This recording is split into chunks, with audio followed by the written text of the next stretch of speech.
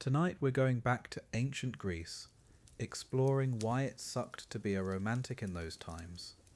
Not because love didn't exist, but because it came wrapped in divine expectations, community pressures, and social chains that could bind even the most passionate hearts. We'll follow two souls as they navigate the beautiful yet treacherous waters of ancient Greek romance, discovering how love bloomed despite the odds stacked against it. So get comfortable, let your breathing slow and deep, allow your mind to drift back through centuries of human connection.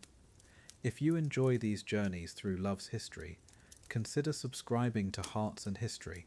We're here to ease your heart and mind with stories that remind us love has always found a way. Now close your eyes and let ancient Greece unfold around you like a gentle embrace. Chapter 1. The Dawn of Affection. The sun rises over ancient Greece, painting the olive groves in golden light. Morning mist clings to the hillsides like whispered secrets.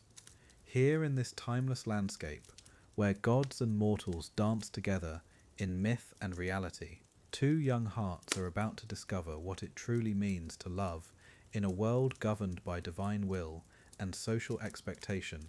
Her name was Lyra, daughter of a modest olive merchant. She moves through the grove like morning light itself, graceful and warm. The scent of ripening olives mingles with the salt air from distant shores. Her dark hair catches the breeze as she tends to the ancient trees, unaware that today, fate has prepared an encounter that will change everything she thought she knew about love. Across the grove, Alexios pauses in his morning walk.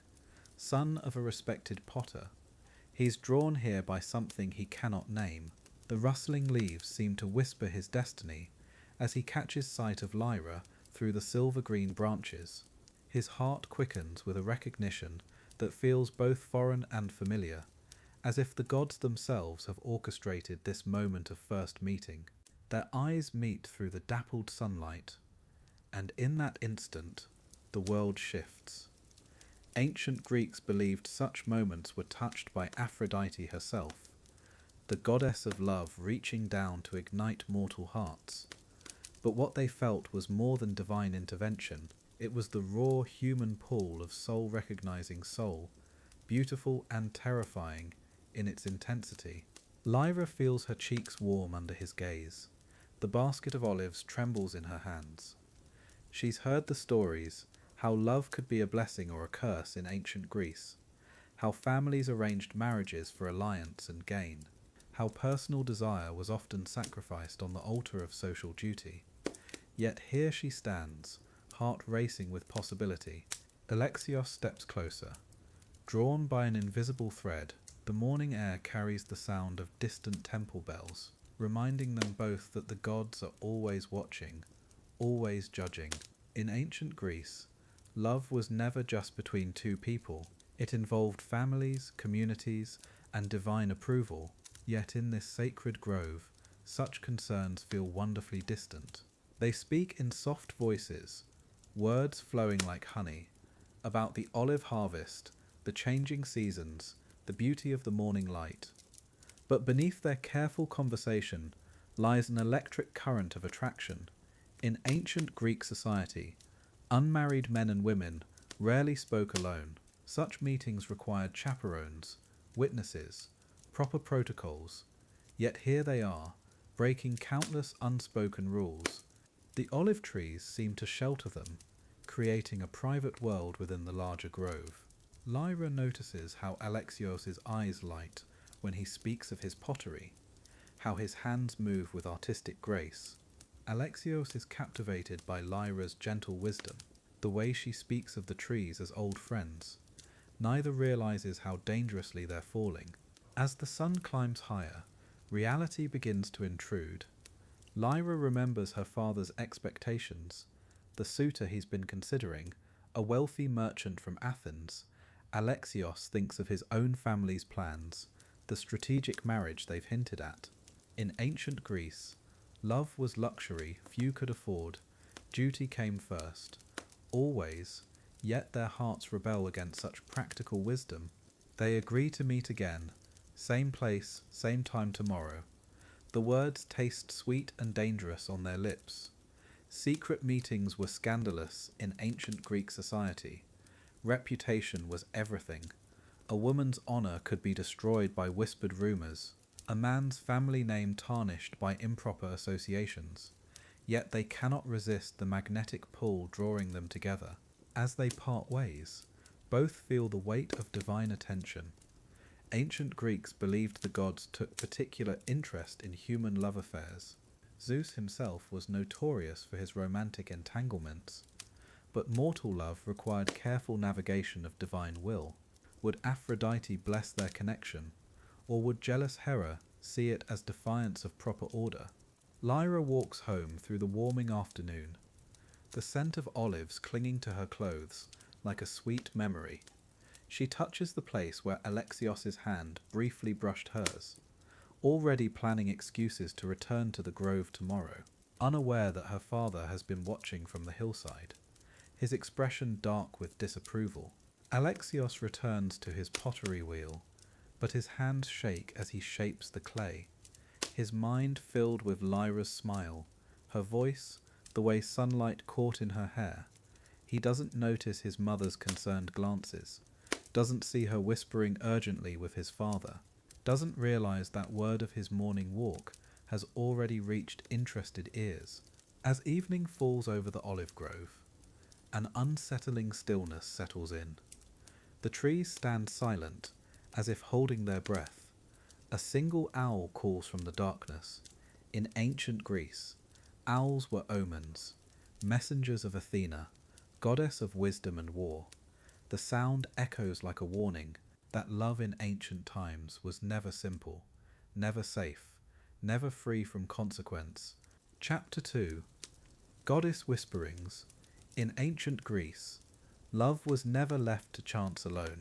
The gods and goddesses held invisible threads, weaving mortal hearts together through divine will. Every flutter of attraction, every stolen glance carried the whisper of Olympus. Our protagonists move deeper into a world where human desire dances with celestial intervention, where earthly passion must first seek heavenly approval, and where the scent of sacred rituals mingles with the tender hopes of young hearts. The morning sun rises over Athens as the harvest season approaches. Golden wheat fields sway in the gentle breeze, heavy with the promise of abundance. Soon the sacred festival of Thesmophoria will begin, a time when women gather to honor Demeter, goddess of the harvest and fertility. This ancient celebration holds secrets that our young lovers cannot yet imagine, for in the shadows of ritual and reverence, their fate is quietly being decided by forces beyond their mortal understanding. The Thesmophoria, a festival shrouded in mystery, forbidden to the eyes of men. For 3 sacred days, the women of Athens will retreat to hillside sanctuaries. There, beneath olive groves and cypress trees, they will share secrets passed down through generations of mothers. The air fills with anticipation as baskets are prepared, filled with offerings of grain and honey. Our story pauses here, where the sacred meets the personal, where divine favor mingles with human longing. As the first day dawns, women from every corner of the city begin their pilgrimage. They walk in groups, voices low with reverent conversation. The scent of freshly baked bread and sweet incense drifts from their offerings. Among them moves a figure whose heart carries a secret burden. Her steps are measured, her thoughts consumed by a young man's face. She seeks Demeter's blessing for a love that blooms like wheat in fertile soil, tender yet uncertain. The sacred grove comes alive with whispered prayers and gentle chanting. Women arrange themselves in circles, their voices harmonizing like water flowing over smooth stones. The goddess Demeter is said to listen most closely during these moments. When the earth's abundance meets human devotion, our protagonist closes her eyes, feeling the warm earth beneath her feet. She speaks her heart's desire into the receptive air, trusting that divine ears will hear her plea. The ritual deepens as offerings are placed upon makeshift altars, sheaves of golden grain, clay vessels filled with wine, and delicate honey cakes shaped like crescents. The women's voices rise and fall in ancient melodies, passed down from their grandmothers. In this sacred space, time seems suspended. The modern world fades away, leaving only the eternal dance between mortal hope and divine grace. Our lover's fate hangs delicately in the balance of these sacred moments. Meanwhile, across the city, her beloved tends to his daily duties, unaware that his name is being spoken in sacred circles. He moves through the agora, his thoughts drifting like autumn leaves. Something stirs in his chest, a strange flutter of anticipation. Perhaps it's the changing season, or perhaps something more. The gods work in mysterious ways, planting seeds of feeling that will bloom when the time is right. His heart quickens without understanding why. The second day of the Smophoria brings deeper mysteries. Women fast in honor of Demeter's grief for her lost daughter Persephone. In this shared hunger, they find communion with the goddess's pain and eventual joy. Our protagonist feels the empty ache in her stomach. Mirror the longing in her heart. She understands now why love and loss are forever intertwined, why every beginning holds the shadow of ending, and why the gods demand sacrifice before granting their gifts. As evening approaches, the atmosphere grows electric with anticipation. The women prepare for the most sacred ritual. They descend into underground chambers, symbolic of Persephone's journey to the underworld.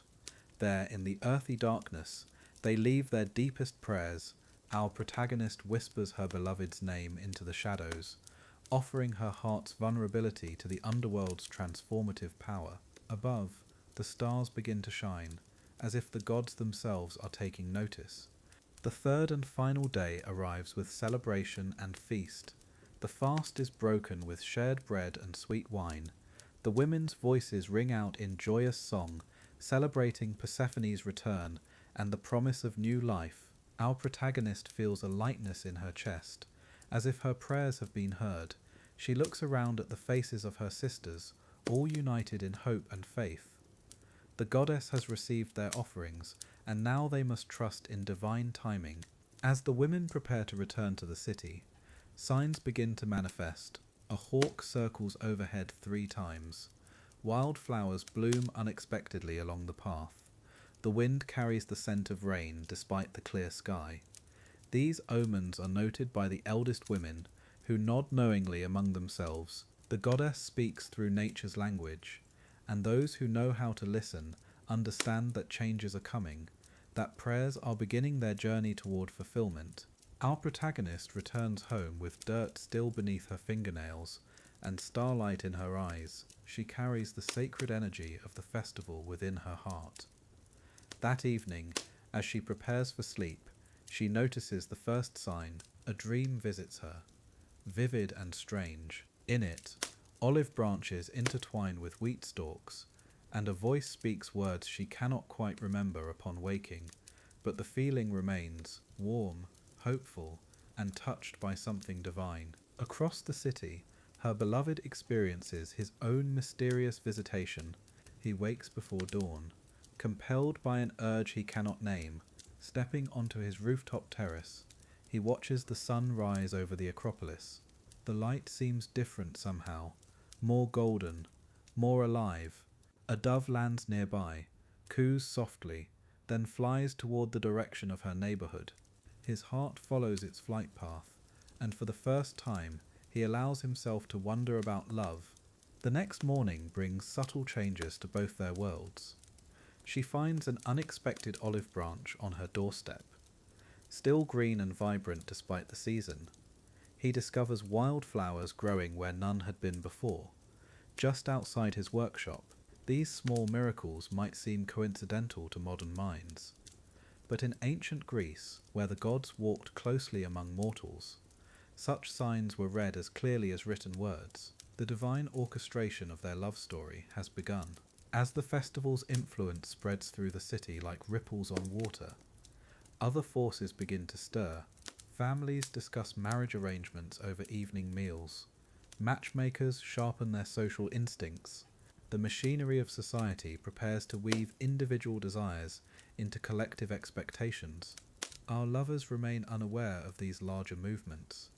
They feel only the gentle pull of attraction, not knowing that their private feelings are about to collide with very public traditions. Chapter 2 draws to a close with the goddess's work set in motion. Divine threads now connect two hearts across the city's maze of narrow streets.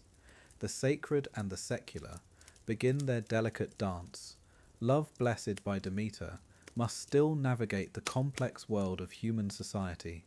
Our protagonists stand at the threshold between private feeling and public expectation, unaware that their next encounter will change everything, and that greater challenges await in the chapters ahead. Chapter 3 Bound by Omens. In ancient Greece, love was never a private affair between two hearts alone. The gods themselves were believed to weave their approval or disapproval into every flutter of a sparrow's wing, every whisper of wind through olive leaves. Our young lovers find themselves standing at the crossroads, where mortal passion meets divine will, where every glance skyward holds the promise of blessing or the shadow of warning, where love must seek permission from the heavens above.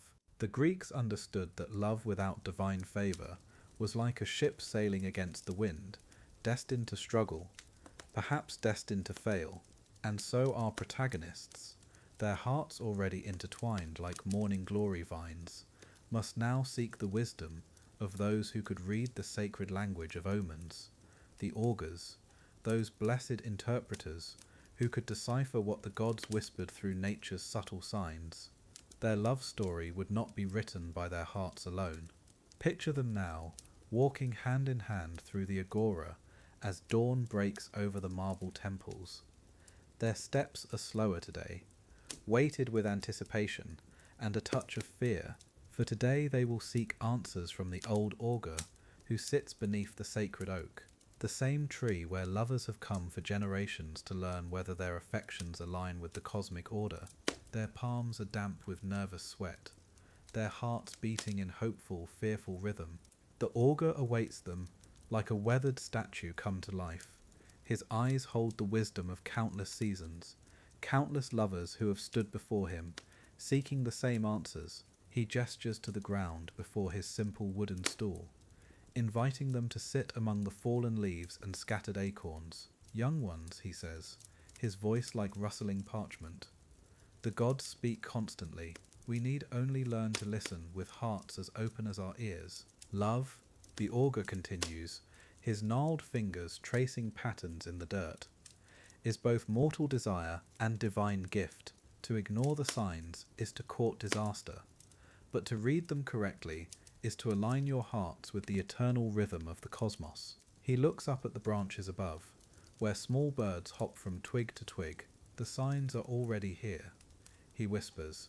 We need only watch and understand what the heavens are trying to tell us. As if summoned by the augur's words, a pair of doves suddenly takes flight from the oak's highest branches. They circle once, twice, 3 times above the lovers' heads, before soaring eastward toward the rising sun. The augur nods slowly, his expression thoughtful. Doves, he murmurs, sacred to Aphrodite herself. And they fly toward the dawn, toward new beginnings, but his eyes remain cautious, for omens are never simple, never without complexity, and shadow intertwined with light. The doves speak of love's blessing, the augur explains, but see how they hesitate before taking flight. This suggests your path will not be without its challenges. Love favoured by the gods is still love that must be nurtured, protected, chosen again and again. Our lovers exchange glances, their fingers finding each other in the space between them, relief and concern dancing together in their hearts, like the very birds that delivered their message from the divine realm. But the augur is not finished. He points to the leaves rustling overhead without any apparent breeze, to the way shadows shift and dance across the ground. The oak speaks too, he says softly. Its leaves whisper of time, of patience required, of roots that must grow deep before the tree can weather any storm. The lovers feel the weight of these words, understanding that their love, blessed though it may be, will require more than passion. It will demand endurance, wisdom, and faith. The burden of interpretation settles upon their shoulders like a heavy cloak, for in ancient Greece, knowing the gods' will was both blessing and responsibility. They could not simply love with abandon. Trusting only their hearts, they must love with awareness, with consciousness of forces greater than themselves. The augur sees their struggle, and his weathered face softens with compassion. Do not let knowledge become fear, he counsels gently. Let it become wisdom instead. Love guided by divine understanding grows stronger, not weaker. As evening approaches, the augur invites them to look upward. The birds and leaves speak of present moments, he says, but the stars tell the longer story. Above them, constellations begin to emerge from the deepening blue of twilight. Venus shines bright and steady, while other stars seem to pulse with their own mysterious rhythm. Your love story, the augur whispers, was written in light long before you drew your first breaths. The challenge is learning to read that celestial script. He points to where Venus hangs low on the horizon, flanked by two smaller stars that seem to dance around her. There, he breathes. Do you see the goddess of love herself, attended by her companions, and look how they align with the constellation of the lyre. Your love will be accompanied by harmony, by music, by joy. The lovers crane their necks upward, trying to see what the augur sees, feeling both wonder and the strange vertigo that comes with recognizing your fate, written in distant fire. But with knowledge comes the weight of waiting. Knowing that the gods have blessed your love does not mean the path ahead is simple. It means the journey is meaningful, worth the struggles that will inevitably come. Our lovers walk home through streets lit by oil lamps and moonlight. Their steps slower now, thoughtful. They carry the augur's words like precious cargo, turning each phrase over in their minds, seeking deeper understanding of what it means to love with divine awareness. Something has shifted between them, subtle as morning mist, but unmistakable. Their love feels different now, not less passionate but more profound, weighted with significance beyond their personal desires. They understand that they are part of a larger story, a cosmic narrative that stretches back to the first lovers who ever sought the god's blessing. This realization brings both comfort and a strange, beautiful solemnity. They are no longer just themselves, but characters in an eternal tale of love. Yet with this new understanding comes unexpected uncertainty. If their love is written in the stars, what role does choice play? Are they following a predetermined path, or creating their destiny with each decision, each moment of tenderness, each act of commitment? The questions multiply like stars appearing in the darkening sky, and perhaps this uncertainty itself is part of the divine plan. Love that questions, that seeks deeper understanding, grows stronger through its very questioning. Despite the weight of omens and cosmic significance, something beautiful persists, the simple mortal joy of two hearts choosing each other. Their fingers still intertwine naturally, their laughter still bubbles up spontaneously when they share a private joke. The gods may guide and bless, but love itself remains wonderfully, mysteriously human, a daily choice made by two people who have decided to weather whatever storms the fates might bring, together, always together, bound by something stronger than omens alone. As our third chapter draws to a close, we leave our lovers standing beneath the same stars the augur showed them, but now they see those distant lights differently, not as distant, cold judges of their fate, but as ancient witnesses to love's endurance. They understand now that being bound by omens is not being trapped, but being connected to something vast and eternal. And as they prepare to face whatever challenges await, their hearts carry both the weight and the wonder of love, blessed by the heavens themselves. Chapter 4. Gossip in the Agora.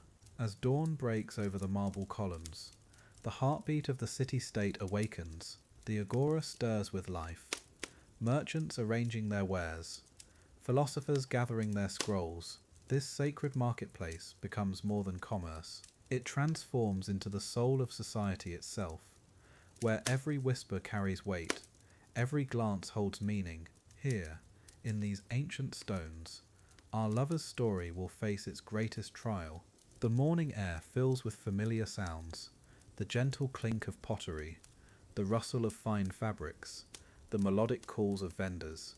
Yet beneath this symphony lies something else, the soft murmur of voices, heads bent close in conversation. Women pause between purchases, their eyes bright with curiosity. Men lean on walking sticks, sharing knowing looks. The agora awakens not just to trade, but to the ancient art of storytelling. In corners shaded by olive branches, clusters of citizens gather. Their conversations flow like gentle streams, touching every aspect of life. Marriages, harvests, politics, and love. Always love. For in this society where personal lives intertwine with public virtue, romance becomes everyone's concern. The agora serves as both witness and judge, where private hearts meet public scrutiny, where every stolen glance might become tomorrow's gossip. An elderly woman adjusts her himation, her weathered hands gentle as she speaks. "Have you heard about young Helena and Marcus?" she whispers to her companion. The words float through the warm air like incense. Nearby, a pottery vendor pauses his work, ears tuned to catch fragments of the tale. This is how stories spread in ancient Greece, not through scrolls or proclamations, but through the sacred ritual of shared whispers. The gossip travels with gentle persistence, from the spice merchant to the cloth seller, from the olive oil vendor to the wine keeper. Each retelling adds new colors to the story. "I saw them by the temple steps," one voice murmurs. "She wore her best chiton," adds another. "His family would never approve," whispers a third. The lovers' private moments become public property, tender secrets transformed into community concern. A group of young mothers pause their shopping, children playing at their feet. Their voices carry soft concern, mixed with romantic longing. "Remember when we were their age?" One sighs wistfully. "Love seemed so simple then." Another agrees. They speak of Helena with gentle sympathy, understanding the weight she carries. In their words we hear echoes of their own youthful hearts, their own battles with family expectations and societal rules. The philosophers gather near the fountain, their discussions deeper, more contemplative. What is love without social harmony? One muses thoughtfully. Can personal desire outweigh communal good? Questions another. Their debate flows like water over stones, touching on duty, passion, virtue, and choice. They speak not with malice, but with genuine concern for how individual hearts affect the fabric of society, weighing love against tradition. The blacksmith's hammer pauses mid-strike as conversation drifts his way. Craftsmen exchange glances, their calloused hands resting on their tools. Young Marcus works hard, one acknowledges, but his station, another adds quietly. They understand the harsh mathematics of ancient love, where worth is measured not just in affection, but in dowries, bloodlines, and social position. Their sympathy is real, their acceptance of reality even more so. As midday approaches, the gossip thickens like honey in the sun. Details emerge, embellished and refined. They meet at sunset by the olive grove. Someone confides, "She waits for him every evening," adds another voice. "Her father grows suspicious," whispers a third. Each revelation draws more listeners, the circle of knowledge expanding like ripples on still water. Private love becoming public drama. The weavers' fingers never pause in their work, but their voices carry the story forward. "I heard her mother is beside herself," one murmurs. "Searching for a proper match," continues another. Their words weave together like threads on a loom, creating a tapestry of concern and curiosity. They speak of Helena's beauty, Marcus's devotion, the impossible nature of their situation, sympathy mixed with inevitability. Near the temple steps, Elderly men share knowing looks. Their voices carry the weight of experience. We all remember young love, one says gently, but wisdom comes with seasons, adds his friend. They've seen this story before, watched passion bloom and wither under society's careful pruning. Their words hold no cruelty, only the gentle sadness of those who know how such tales typically end. The gossip reaches every corner now, baker to customer, patron to servant, friend to neighbour. The lover's story becomes woven into the daily fabric of life. They say he writes her poetry. Someone shares. Love letters hidden in olive branches. Adds another. Each detail precious, handled with care. For even as society judges, hearts remember their own seasons of longing, understanding the sweet ache of forbidden love.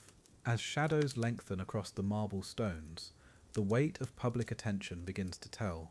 Helena walks through the agora, now aware of every glance, every whispered word. She feels the gentle pressure of 1,000 eyes, the soft burden of community concern.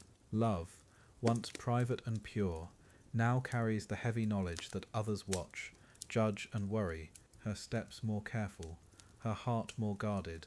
Marcus too feels the change, the easy spontaneity of early love replaced by conscious awareness. He sees the looks, hears his name carried on afternoon breezes. The agora, once just a place of commerce and friendship, now feels like a stage where every gesture is performed, every emotion scrutinized, love transforming under the gentle but persistent pressure of social expectation, passion tempered by reality. The lovers meet that evening, but something has shifted. The easy comfort of shared secrets now complicated by public knowledge. They speak in hushed tones about the day's whispers, the looks, the gentle but insistent pressure.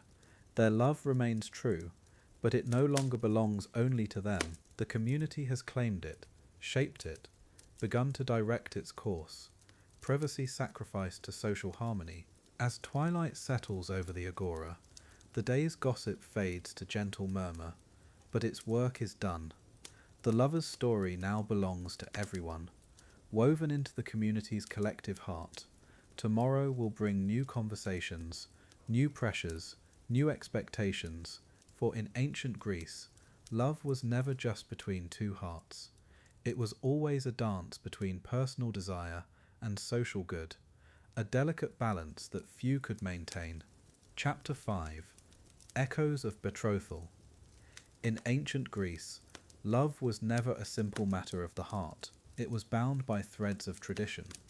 Woven through generations of custom and expectation, the air grows heavy with anticipation, as we witness how marriage ceremonies became elaborate performances, where personal desire met the unyielding weight of societal norms. Here, in this sacred space between choice and obligation, two souls unknowingly approach their destined union, their hearts still unaware of what the fates have already decided.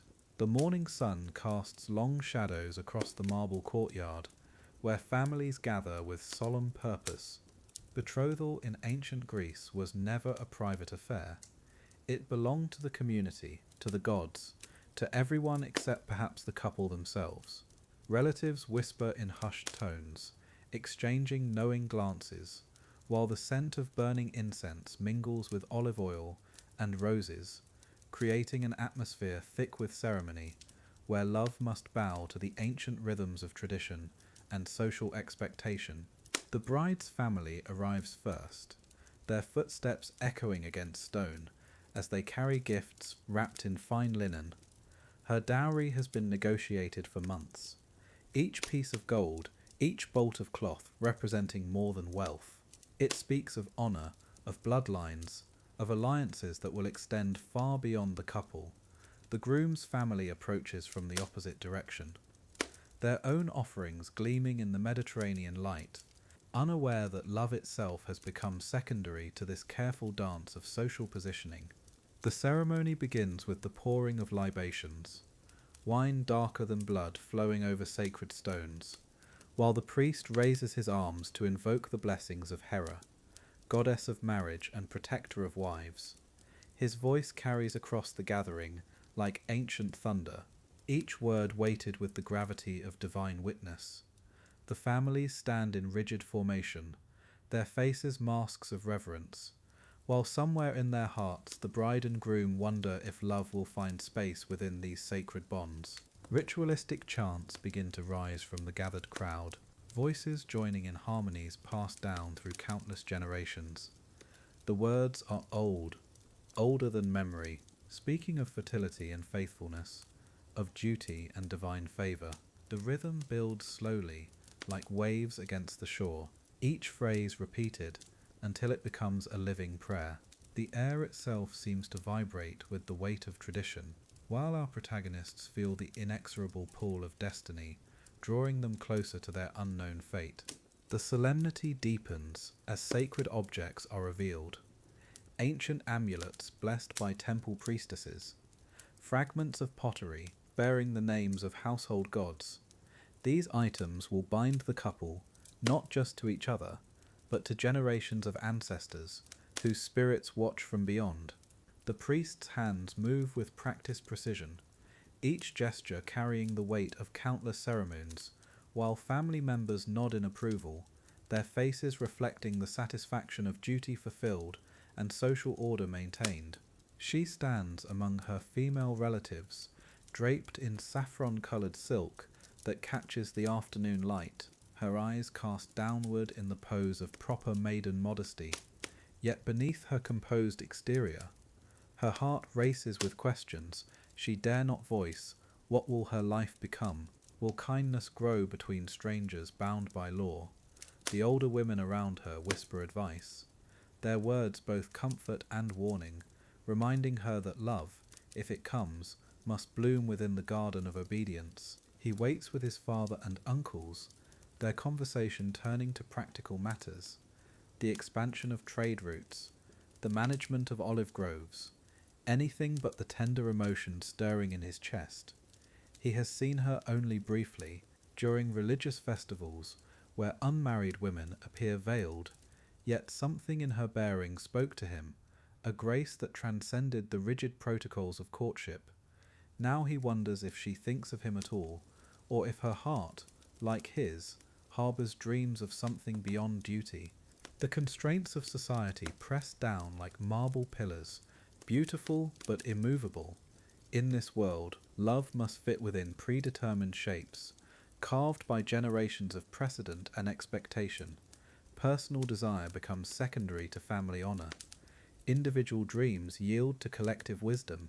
Yet somewhere in the spaces between ritual and requirement, the human heart continues its ancient rebellion, whispering of possibilities that exist beyond the boundaries of custom, even as those boundaries seem impossible to cross.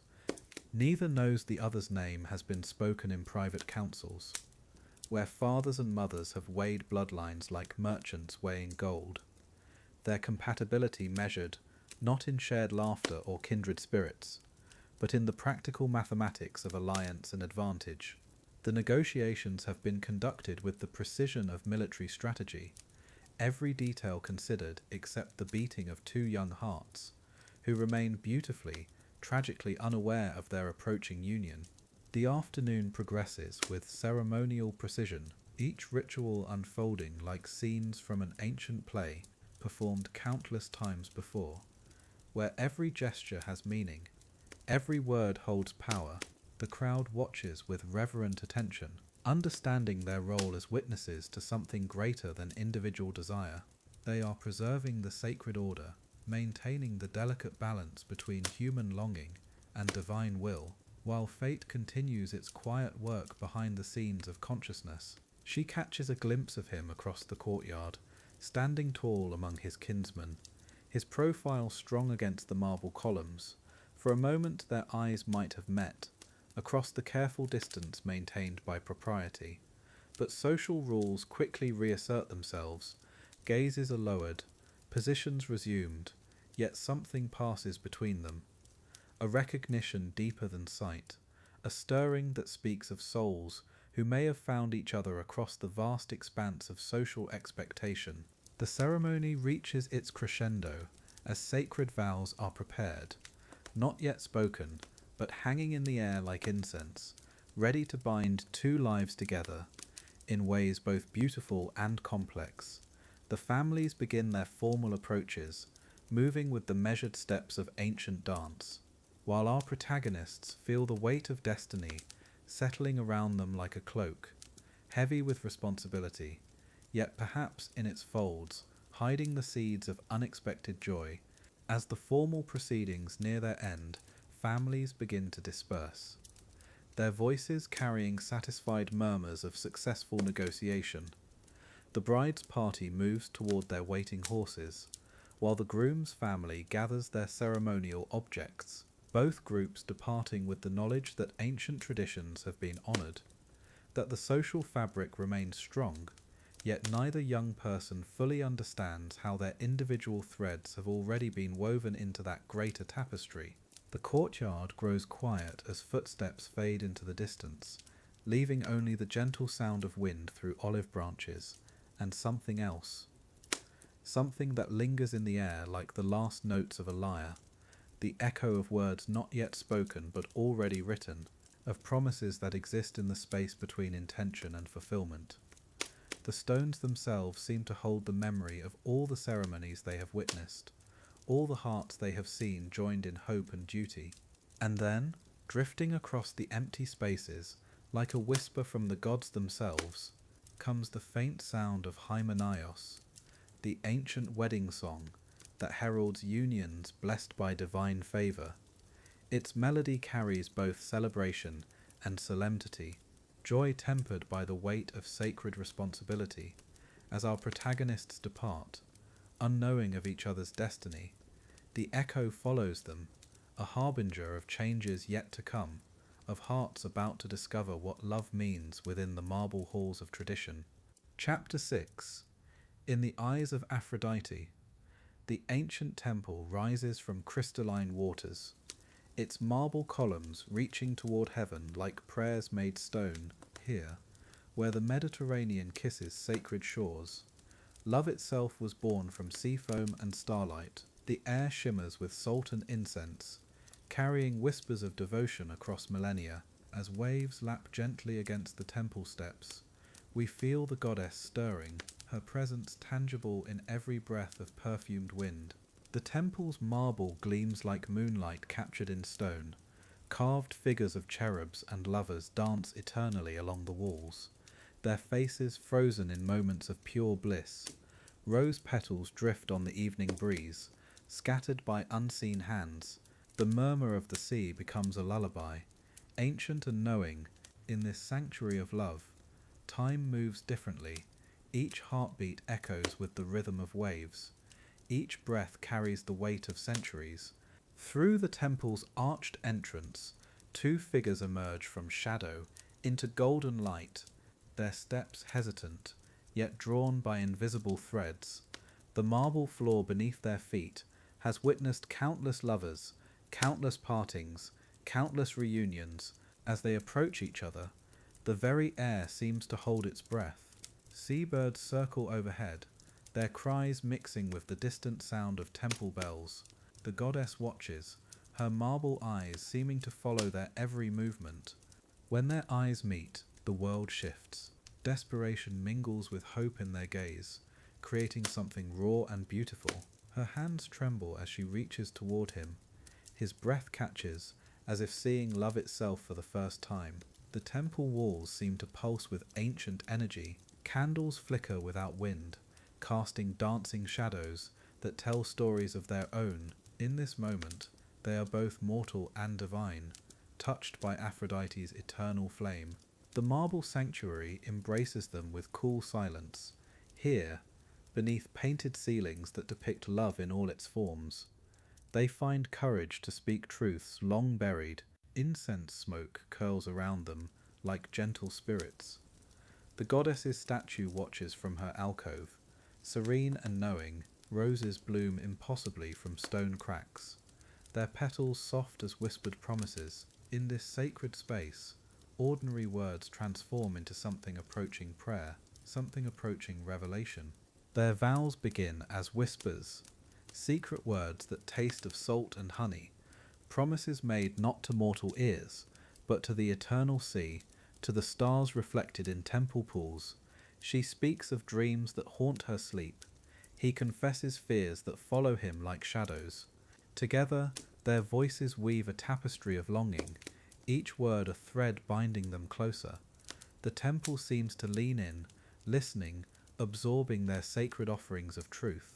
Unvoiced fears hang between them, like morning mist. What if the gods disapprove? What if society condemns?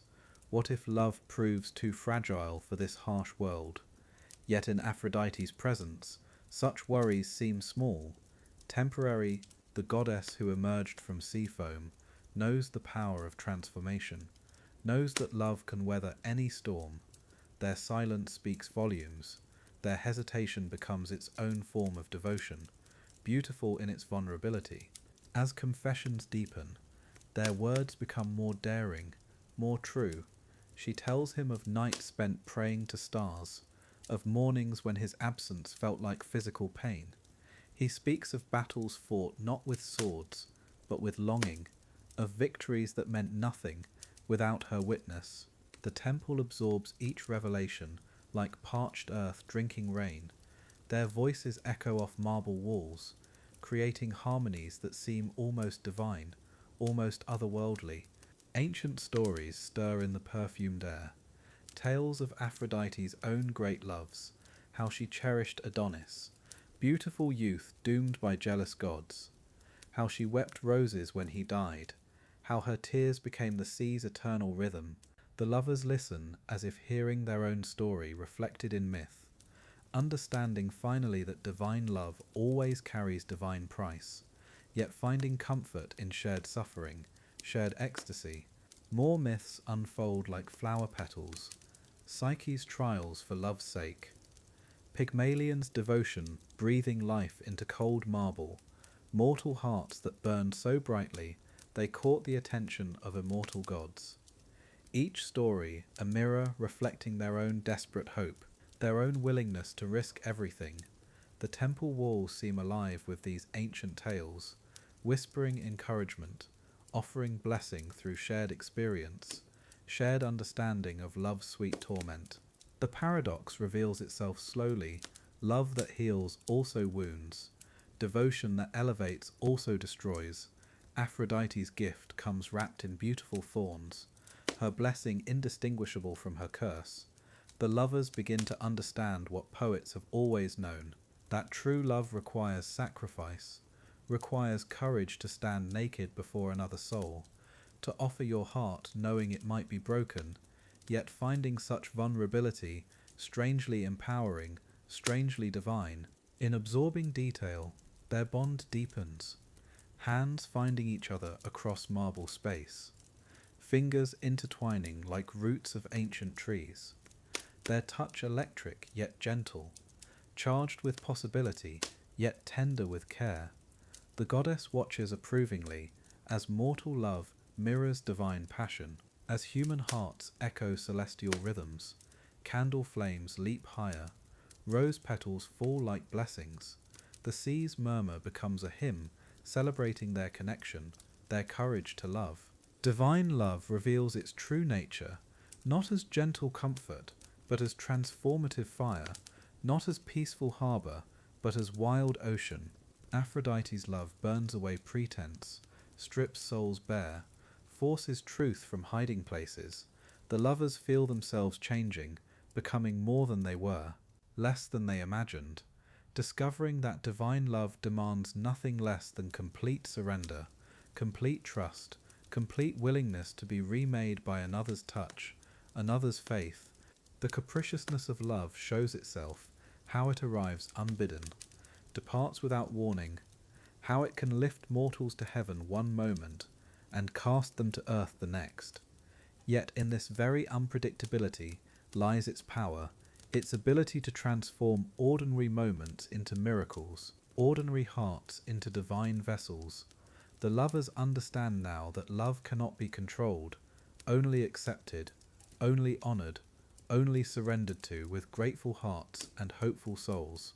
The profoundness of divine love settles around them like temple shadows, deep and cool and eternal. They realize they have touched something greater than themselves, participated in mystery, older than civilization. Their individual longings have become part of love's grand symphony. Their mortal fears transformed into immortal hope. The sea continues its ancient song. Stars begin their nightly dance. The goddess smiles from her marble throne, blessing their brave hearts. Ancient adages whisper through the evening air. Love conquers all. Yet all conquers love.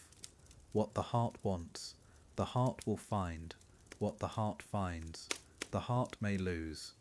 Divine love giveth, and divine love taketh away.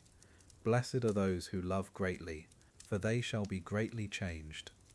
The temple holds these truths gently, offering wisdom without judgment, comfort without false promises, as our lovers fade into mythic twilight, forever part of love's eternal story. Chapter 7. The Weight of Eros. In ancient Greece, love carried burdens beyond the heart. Society viewed passionate emotions with suspicion, deeming them dangerous disruptions to order.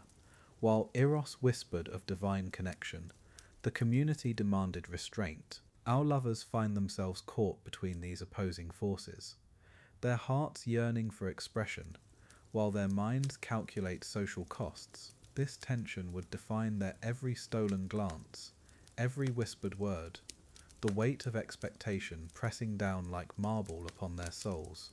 The morning sun casts long shadows across the agora as our protagonists navigate this delicate balance.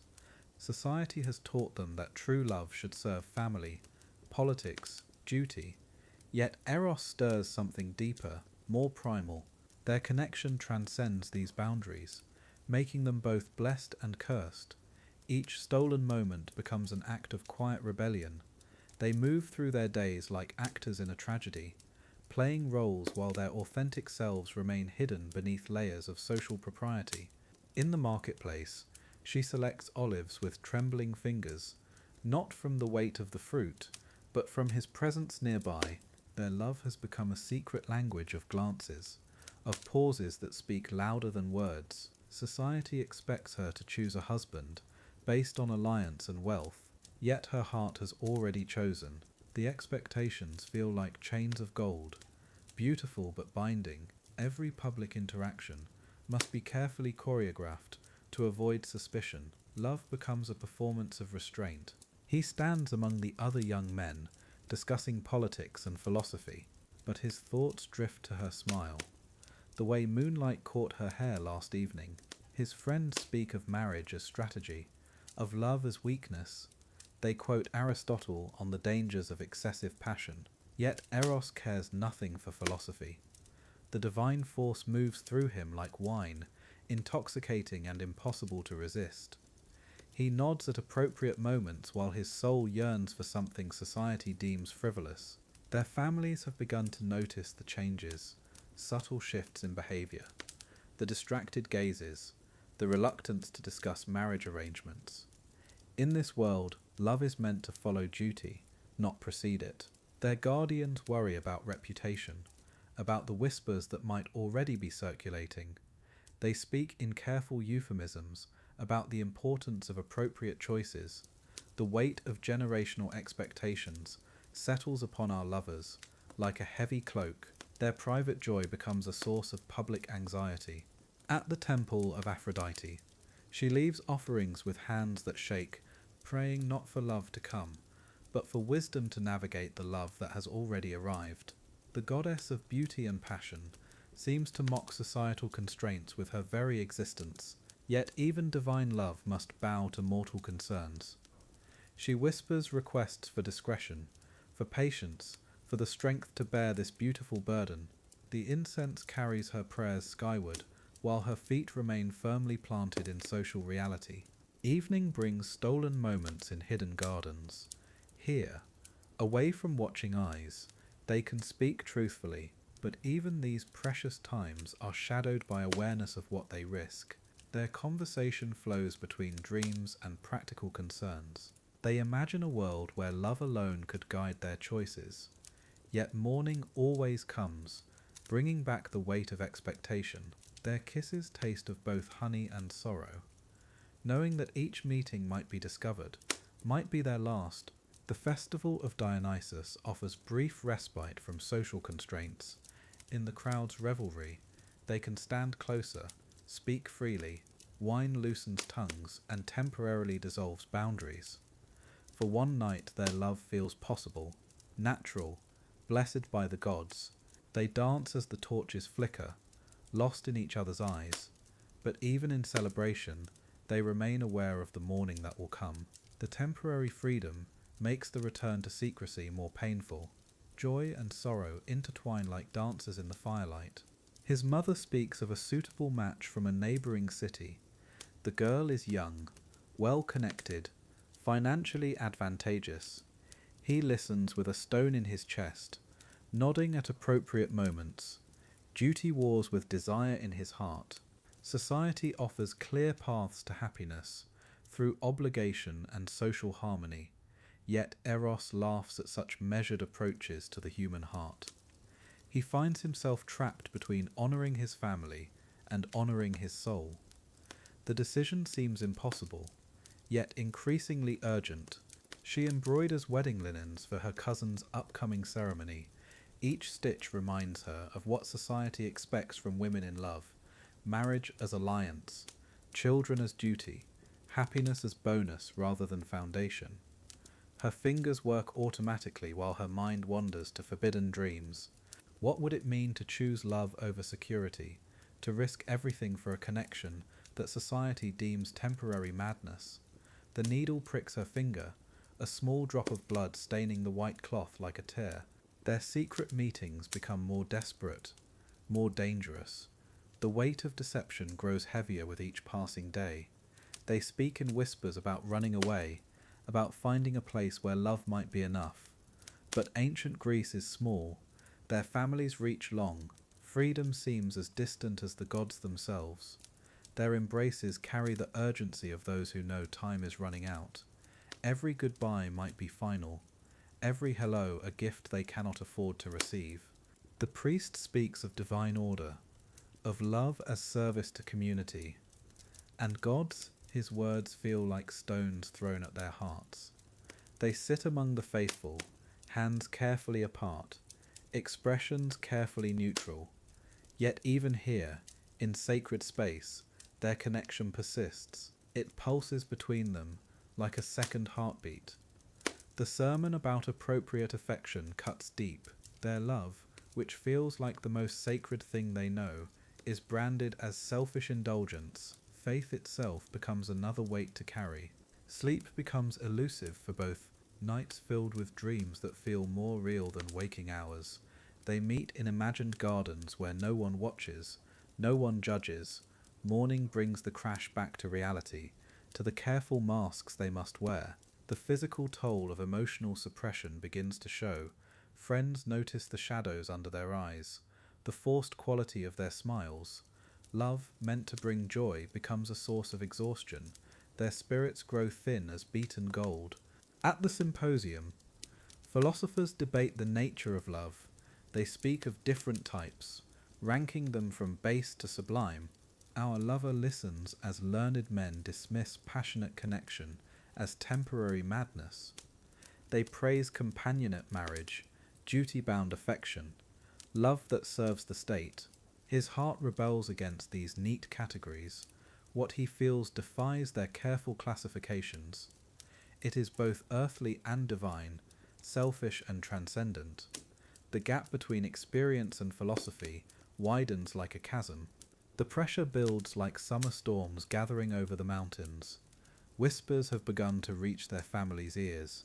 Suspicious glances follow them through the agora. The weight of secrecy grows unbearable. They realize their time for choice is ending. Soon others will choose for them.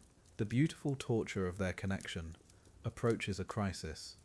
Their love has become like fire, necessary for warmth, but dangerous when uncontained.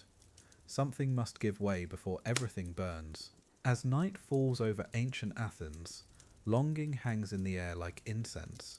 Our lovers stand at windows facing the same moon, separated by stone walls and social expectations. Their hearts beat in rhythm across the distance.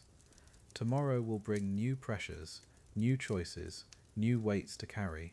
But tonight, in the soft darkness, their love exists pure and uncompromised, a feeling suspended between earth and sky, between mortal constraint and divine possibility, waiting for resolution that may never come. Chapter 8. Flickers of Hope. In the depths of ancient Athens, where love was bound by divine will and social expectations, our lovers find themselves drawn together like moths to flame. Despite the risks that surround them, they cannot resist the pull of their hearts. Tonight we witness something beautiful emerging from the shadows, stolen moments that shimmer with unexpected tenderness and promise. The olive grove becomes their sanctuary, hidden beneath ancient branches that have witnessed countless secrets, as twilight paints the sky in shades of amber and rose. They meet in whispered silence, their footsteps soft against the earth, hearts racing with anticipation. Here, away from prying eyes and judgment, they can finally breathe, finally allow themselves to feel what society forbids them to express.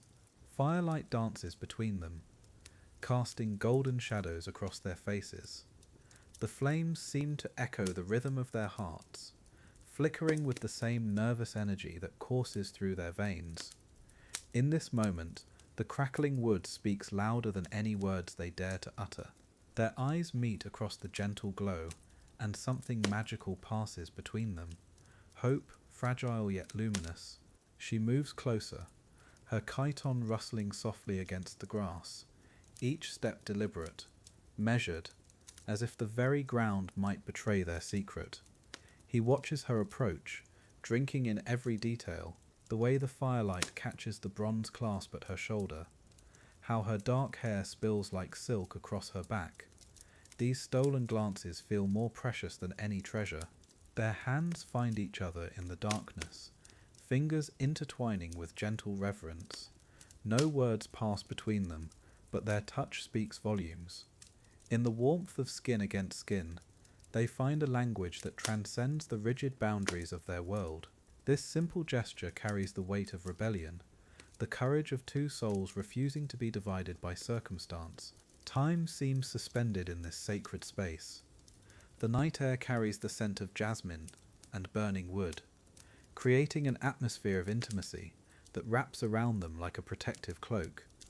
They sit together, shoulders touching, watching the flames dance their ancient choreography. In this moment, they forget about tomorrow's uncertainties and simply exist in the present. He speaks her name softly, the syllables rolling off his tongue like a prayer. She closes her eyes, savouring the sound, memorising the tender way he shapes each letter. In a world where their love is seen as transgression, hearing her name spoken with such devotion feels like the greatest gift.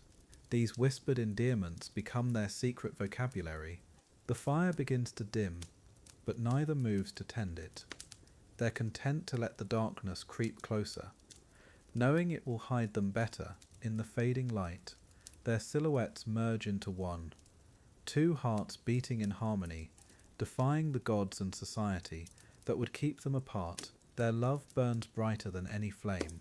She traces patterns in the dirt with her finger, drawing symbols only they understand, small hearts, intertwined circles, marks that will disappear with the morning dew, but live forever in their memories.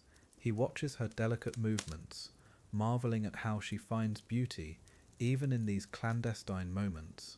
Her creativity transforms their hiding place into something sacred. A nightingale begins to sing somewhere in the darkness, its melody weaving through the air like a blessing from Aphrodite herself. They listen together, heads tilted toward the invisible singer. The bird's song seems to echo their own feelings, pure, unashamed, beautiful. In its simplicity, nature itself celebrates what society condemns. As the last embers glow like tiny stars, they begin to speak of dreams, not the grand prophecies delivered by oracles, but intimate hopes whispered between lovers. They imagine a world where they could walk together in daylight, where their affection wouldn't need to hide in shadows. These fragile wishes take root in the fertile soil of their shared longing. The night wind carries distant sounds from the city, laughter from symposiums, footsteps on stone paths, the ordinary life they cannot freely join. But here in their hidden grove, they create their own world, one where love matters more than lineage, where hearts speak louder than social expectations. Their rebellion is quiet but profound. He reaches up to touch her face, his thumb brushing away a tear she didn't realize had fallen. The gesture is infinitely gentle, filled with understanding. They both know these moments are precious, because they're fleeting. Each stolen meeting could be their last. But rather than despair, they choose to cherish what they have. The fire dies to glowing coals, painting everything in soft amber light. Their time together is drawing to a close, but neither speaks of parting. Instead, they memorize this feeling, the warmth of companionship, the peace of being truly seen and accepted. These sensations will sustain them through the lonely days ahead. As dawn approaches, they rise reluctantly, brushing dirt from their clothes. The practical world awaits, with its rules and restrictions, but something has changed between them tonight. Hope has taken root. Delicate but determined, they exchange one last look, a silent promise that this is not goodbye, but see you soon. They part ways as the eastern sky begins to lighten, carrying with them the memory of firelight and whispered dreams. Their love may be forbidden, but it burns steady and true. In their hearts, a small flame of hope continues to flicker. Tomorrow will bring new challenges, but tonight has given them strength to face whatever comes. Chapter 9. An Unanticipated Reveal. The morning light filtered through marble columns as our lovers walked the agora, believing their secret remained safely tucked within whispered promises. Yet fate had other plans brewing in the shadows of ancient Athens. What they thought was hidden would soon become the talk of every household, every gathering, every sacred space throughout the city. It began innocently enough. A servant glimpsed their tender exchange near the olive grove. A fleeting touch of hands, a lingering gaze that spoke volumes. But in ancient Greece, even the smallest gestures carried weight beyond measure. What seemed like a moment of pure affection would soon ripple through society like stones cast into still water. Word travelled swiftly through the narrow streets, from merchant to housewife, from citizen to slave. Their private love became public knowledge before the sun reached its zenith. Imagine their shock as they discovered their intimate world had been thrust into harsh daylight, exposed for all to judge and dissect, with merciless scrutiny. The revelation struck like lightning across clear skies. Neither had prepared for this moment of reckoning. Their carefully constructed facade crumbled as neighbours whispered behind closed doors. Family members gathered in urgent councils. The weight of societal expectation bore down upon them like the crushing depth of the Mediterranean itself, overwhelming and inescapable. Shock rippled through both households like earthquake tremors. Fathers raised voices in heated debate, while mothers wept into their hemations. The careful balance of arranged marriages and family alliances suddenly hung by the thinnest thread. What had once seemed like destiny now felt like defiance. Their love had become an act of rebellion against sacred tradition. The first confrontation came swiftly. Angry relatives stormed through courtyards demanding explanations. Voices echoed off marble walls as accusations flew like arrows in battle. How dare they defy the gods? How could they shame their families? How would this scandal affect the delicate web of social connections that bound their world together? Our lovers stood before their families like defendants in court, heads bowed under the weight of disappointment and rage. Their beautiful secret had become a source of shame and controversy. The tender moments they had cherished now felt tainted by the harsh judgment of those they loved most. Their hearts broke under this unexpected burden. Dramatic confrontations erupted throughout the day. Heated exchanges between patriarchs who had once been friends, mothers pleading for understanding while maintaining family honour, servants scurrying through halls, carrying messages of negotiation and ultimatum. The peaceful world our lovers had known, transformed into a battlefield of competing loyalties and wounded pride. In the midst of chaos, they found each other, stealing moments between the storms of family fury. Their eyes met across courtyards, filled with arguing relatives. In those brief instances, they shared a dejection so profound it seemed to echo through the very stones. Their love had brought them not joy, but sorrow. The shared weight of their situation pressed down like marble slabs. Both felt responsible for the upheaval. Both questioned whether their feelings were worth such devastation. As evening approached, they wandered separately through olive groves, each carrying the burden of having disrupted the careful order of their ancestral world. Love felt like a curse. Then the hymenaios began to echo. But these weren't the wedding songs they had once dreamed of hearing. Instead, the sacred melodies carried darker undertones, sung not in celebration but in mockery. The very music that should have blessed their union now seemed to taunt them, transforming beautiful tradition into something sinister and threatening. Those haunting melodies from earlier chapters returned with new meaning. The wedding songs that had once filled their dreams with hope now carried whispers of what could never be. Each note seemed to mock their secret promises. The hymenaios had become a reminder of tradition they had dared to challenge. Beautiful music turned bitter.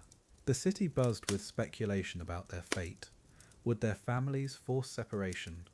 Would the gods demand punishment for their defiance? Every temple seemed to echo with disapproval. Every sacrifice appeared to carry warnings. The very air of Athens felt heavy with judgment. Their love story had become cautionary tale, whispered throughout the polis. As night fell, both households remained in turmoil. Oil lamps flickered in windows, where heated discussions continued. Servants moved like shadows between rooms, carrying urgent messages. The normal rhythms of daily life had been completely disrupted. Two families who had lived in harmony now found themselves locked in bitter disagreement. Love had divided what was once united. Our lovers lay sleepless in their separate chambers, staring at painted ceilings while tears traced silent paths down their cheeks. The joy they had discovered in each other's arms now felt like a distant dream, replaced by the harsh reality of societal disapproval. Their beautiful secret had become their heaviest burden, weighing down their hearts like stones. And so Chapter 9 draws to its close, leaving our protagonists in the aftermath of revelation, surrounded by the wreckage of family harmony, haunted by hymenaios songs turned dark, their love exposed and judged. Tomorrow would bring new challenges, but tonight they could only lie in the ruins of their shattered secret, hearts heavy with unexpected sorrow. Chapter 10. The Wrath of Dionysius. In the shadowed corners of ancient Athens, where marble columns catch the dying light, a different kind of storm brews, not of wind or rain, but of human hearts turned bitter. Dionysius, god of wine and celebration, watches from his celestial throne as mortal passion transforms into something darker, his divine influence now twisted, no longer bringing joy, but scandal. The very air seems thick with whispered accusations and pointed fingers. Our star-crossed lovers find themselves caught in webs of misunderstanding, threads spun not by fate alone, but by the cruel tongues of their fellow citizens. Where once their stolen glances brought warmth, now they carry only the weight of shame. The agora buzzes with rumours, each retelling more damaging than the last. Love that once bloomed in secret gardens now withers under the harsh sun of public scrutiny. The wine god's influence seeps through the city like spilled vintage, staining everything it touches with the deep crimson of scandal. What began as divine blessing now curdles into divine curse. Dionysius, in his mercurial nature, has turned celebration into condemnation. The very festivals once held in his honour now serve as stages for their public humiliation. Each goblet raised in toast becomes a weapon of judgment. In the marble halls where philosophy once flourished, now only gossip echoes. The wise elders shake their heads in disapproval, their beards wagging with each whispered condemnation. Honour, that sacred Greek virtue, becomes a sword thrust between our lovers' hearts. Standards set by generations past now feel like prison walls, separating souls meant to be united. The weight of tradition bears down like Atlas carrying the world. She stands alone on her family's terrace, overlooking the olive groves that once witnessed their secret meetings. Tears fall like morning dew on ancient stone. The silver leaves whisper accusations carried by the evening breeze. Her heart, once filled with the golden warmth of love, now feels cold as marble sculptures in winter. Even the sacred owls of Athena seem to judge with their unblinking stares. He paces the gymnasium where athletes once trained for glory. Now his own battles are internal, fought against the crushing weight of societal expectation. The bronze statues of heroes seem to mock his predicament, their frozen faces eternal reminders of honour lost. Sweat mingles with tears as he grapples not with opponents of flesh and blood, but with the invisible chains of custom and propriety that bind his heart. The temple of Dionysius looms before them, its columns twisted like grapevines, but today it offers no sanctuary, no blessing. Incense burns with bitter smoke, carrying prayers that seem to fall on deaf ears. The god who once smiled upon their union now appears to revel in their torment. Wine offerings turn sour in their cups, mirroring the taste of love gone wrong. Divine favour has become divine wrath. Friends become strangers, their faces turning away in the marketplace. Merchants who once greeted them warmly now serve them with cold efficiency. The fabric of their social world unravels thread by thread. Isolation wraps around them like winter cloaks, heavy and suffocating. Even children playing in the streets seem to echo the adults' disapproval with their innocent but cutting observations. Community becomes exile without leaving home. Anger rises like smoke from sacrificial fires, not the clean burn of righteous fury, but the acrid smoke of betrayal and misunderstanding. Words once sweet as honey now taste of vinegar and gall. Accusations fly like arrows in battle, each one finding its mark in tender hearts already wounded. The very air between them crackles with unspoken hurt, with love twisted into something sharp and painful. The symposium, where poets once sang of eternal love, now hosts only bitter laments, cups raised not in celebration, but in sorrowful remembrance of what was lost. Even Aphrodite's roses seem to wither at the touch, their petals falling like tears upon the cobblestones. Beauty itself appears tainted by the shadow of scandal, as if the very concept of love has been corrupted by mortal failings. Letters written in trembling hands remain undelivered, messengers turn away, unwilling to carry words between the condemned. Communication dies like flames without air, leaving only the hollow echo of what might have been said. Silence stretches between them, like the Aegean Sea, vast and seemingly impossible to cross. Love letters become artifacts of a more innocent time, hidden away like forbidden treasures. The chorus of public opinion grows louder with each passing day, voices rising in condemnation, like a Greek tragedy unfolding in real life. Honour demands sacrifice, and they have become the offerings on society's altar, their names whispered with shame in places where once they were spoken with admiration. Reputation crumbles like ancient pottery, beautiful once, but now merely shards scattered on unforgiving stone floors. Families draw battle lines, invisible but impenetrable. Fathers speak of duty, while mothers weep in private chambers. Siblings choose sides like warriors before Troy, loyalty divided between blood and justice. The household gods themselves seem conflicted, their serene marble faces unable to offer guidance in matters where divine will and mortal understanding clash so violently, tradition weighs heavy as golden chains upon the heart. Yet somewhere in the depth of despair, something flickers, fragile as a flame in wind. Persistent as water finding cracks in stone, hope refuses to die completely.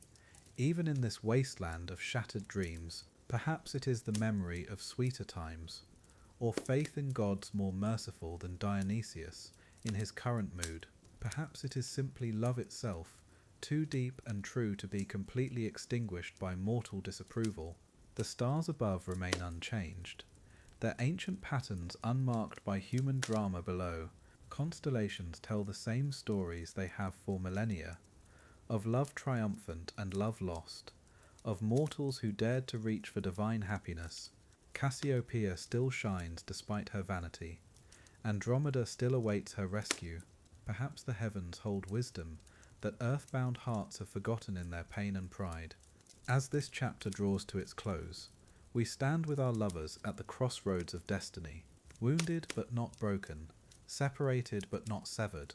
The wrath of Dionysius may rage like storm winds through olive groves, but even the fiercest tempests eventually exhaust themselves. Dawn always follows the darkest night, and in the distance, faint as morning mist, new possibilities begin to take shape. Hope endures, patient and eternal. Chapter 11. Love on Trial. In ancient Greece, when passion defied convention, society's judgment fell swift and merciless. Our lovers now face the most dreaded consequence of forbidden romance, the scrutiny of the polis, where private affection becomes public spectacle, where whispered endearments transform into courtroom accusations. The marble steps of justice await, cold and unforgiving, as hearts that once soared freely prepare to defend their very right to love. The agora buzzes with whispered gossip, as word spreads like wildfire through Athens. Influential citizens gather in shadowed corners, their voices carrying the weight of moral authority. What began as stolen glances and secret meetings has now become the city's most scandalous affair.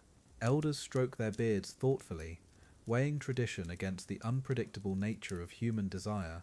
Young and old alike debate whether love should bow to law, or if the heart knows truths that society refuses to acknowledge.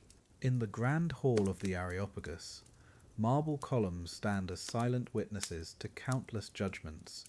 Today they oversee matters of the heart. Our protagonists enter with trembling hands clasped together, their love now a crime requiring defense. The air grows heavy with incense and expectation. Faces of Athens' most respected citizens turn toward them, expressions ranging from curiosity to outright condemnation. The weight of tradition presses down like summer heat on the Acropolis stones. The accusations begin like thunder rolling across Mount Olympus. Violation of sacred customs echoes through the hall. Defiance of familial honor follows close behind. Each charge strikes deeper than bronze arrows, piercing hearts already vulnerable from exposure. The lovers' families sit in separate sections, shame etched into their weathered faces. What once brought joy to two souls now brings dishonor to entire bloodlines. Love itself has become the defendant in this ancient courtroom drama. Witnesses step forward like actors in a tragic play. Servants whisper of secret messages passed beneath olive branches. Neighbors describe midnight meetings by moonlit fountains. Each testimony adds another stone to the wall, separating our lovers from society's acceptance. The details of their romance, once precious and private, now feel violated, exposed under the harsh light of public examination. Intimate moments transformed into evidence of wrongdoing. Love's sacred mysteries profaned by judgmental scrutiny. The weight of expectation settles over the courtroom like morning mist over the Aegean. Elders reference ancient texts and divine law, citing Homer's warnings about passion unchecked, invoking Aphrodite's own complex relationships as cautionary tales. Yet beneath their stern facades, some remember their own youth, their own moments of defiant love. The struggle between head and heart plays out not just in the defendants, but in every soul present in this sacred hall of judgment. Our female protagonist stands with dignity intact, though her voice trembles like leaves in autumn wind. She speaks of love as a force beyond mortal control, comparing it to the changing seasons, the rising dawn, the inevitable pull of tides. Her words paint pictures of devotion that transcend social boundaries, yet even her eloquence cannot soften hearts hardened by tradition. The marble faces around her remain unmoved, beauty of sentiment crushed beneath the weight of conventional wisdom.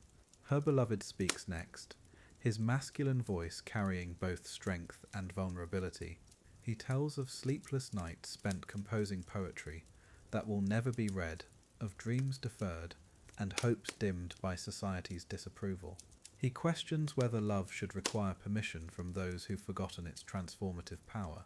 His passionate defence echoes off stone walls like a lament.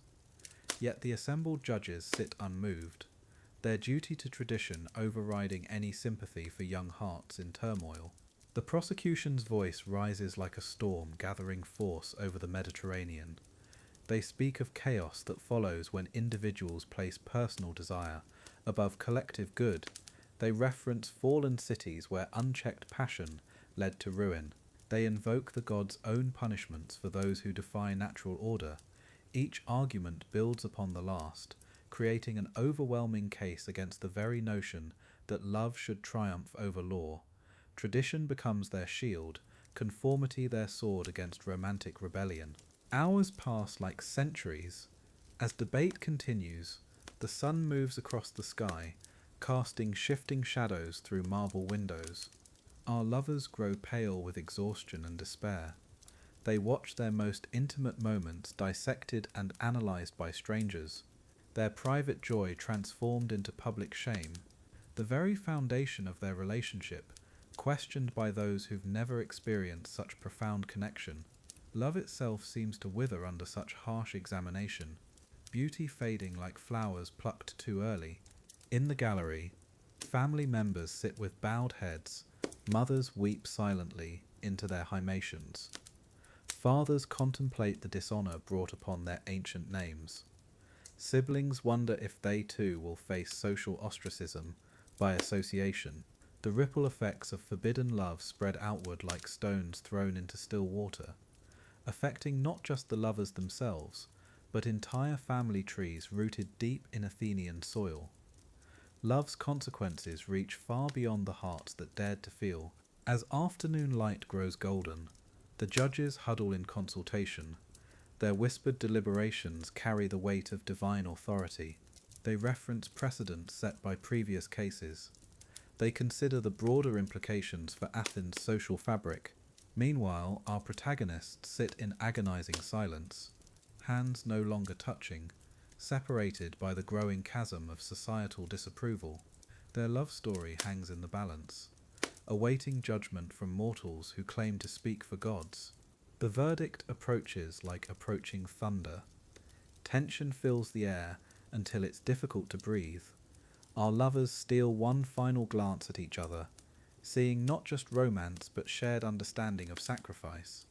They've glimpsed paradise and now face banishment. Their eyes hold conversations that words cannot express. Regret mingles with gratitude for having loved at all, even if society deems their passion criminal. The heart knows truths that law can never touch or tame. When judgment finally comes, it falls like winter's first snow, cold and final. The lovers are sentenced to separation, banned from future contact, their families ordered to ensure compliance. The hall empties slowly, leaving behind only echoes of broken dreams. Our protagonists walk separate paths from the courthouse, each footstep taking them further from the love they cherished. Society has spoken, but hearts refuse to listen. Some bonds transcend even the harshest human judgment. In the aftermath, Athens returns to its daily rhythms. Merchants hawk their wares in the agora, philosophers debate in the shade of olive trees. Yet something has changed. The trial has revealed the tension between individual desire and collective expectation. Younger citizens question traditions they once accepted blindly. Older ones wonder if they've been too harsh. Love's trial has become society's mirror, reflecting both wisdom and cruelty in equal measure, showing the complexity of human hearts. As stars emerge over the Acropolis, our story reaches its emotional crescendo. Love has been weighed in society's scales and found wanting. Yet something beautiful remains. The memory of connection that transcends judgment. The knowledge that two hearts dared to dream beyond convention's boundaries. In ancient Greece, romance wasn't just about emotion, it was about courage. The bravery to love despite inevitable consequence. A lesson echoing through centuries of human longing. Chapter 12. Dusk of Despair. As twilight settles over ancient Greece, we find ourselves in the most heart-wrenching chapter of our lover's story. The air grows heavy with unspoken sorrow, and the Mediterranean breeze carries whispers of dreams deferred. Here, beneath the fading golden light, our characters face their darkest hour, where love once bloomed freely. Now only shadows remain, casting long, melancholic silhouettes across the olive groves. The very landscape seems to mourn alongside them.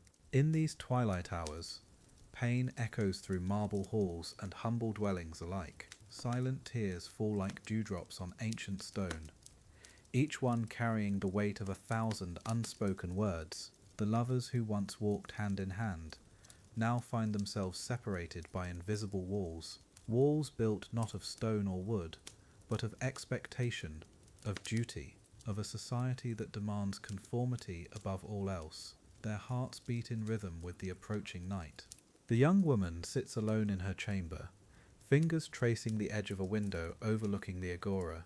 She remembers when laughter filled these spaces, when hope danced in her eyes like sunlight on water. Now the marketplace below seems distant, muffled, as if viewed through a veil of sorrow. Her family's expectations press down like storm clouds, heavy and inevitable, threatening to wash away everything she holds dear in her breaking heart. Meanwhile, her beloved wanders the hills outside the city. His footsteps create a lonely rhythm against the rocky path. Each step takes him further from the life he dreamed of.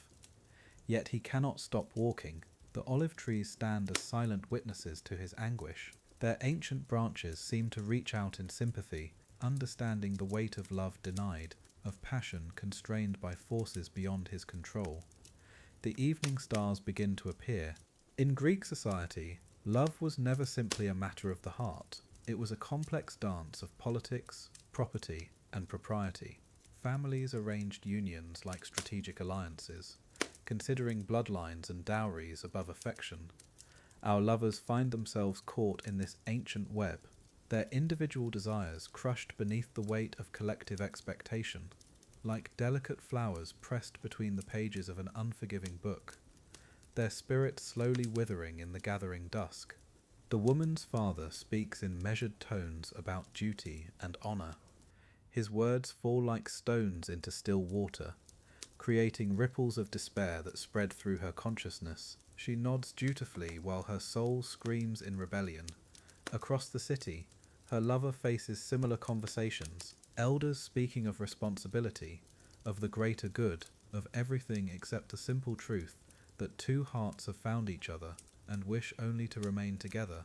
As night deepens, both lovers find themselves staring at the same constellation, Lyra, the harp of Orpheus, whose music could move stones to tears.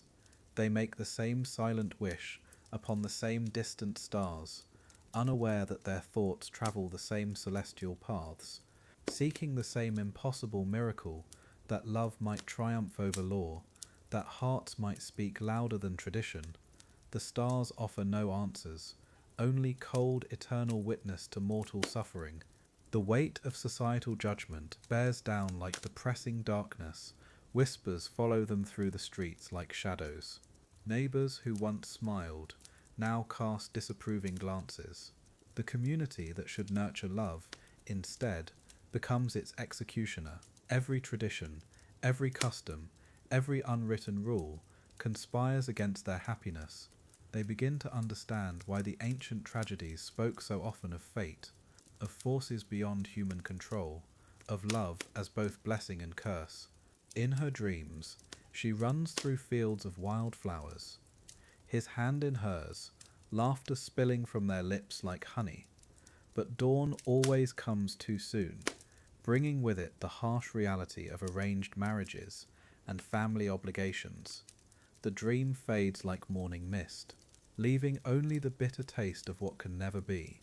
She rises each day carrying this invisible wound, a heart-shaped hole in her very being that grows larger with each passing hour. He throws himself into physical labour, hoping exhaustion might quiet the ache in his chest. But even the most demanding work cannot silence the voice of his heart.